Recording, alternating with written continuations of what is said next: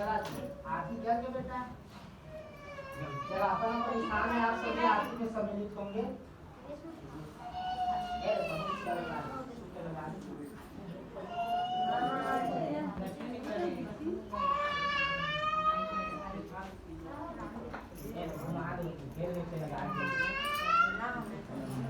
आप सभी का पूर्णाहुति आरती है, खड़ा होकर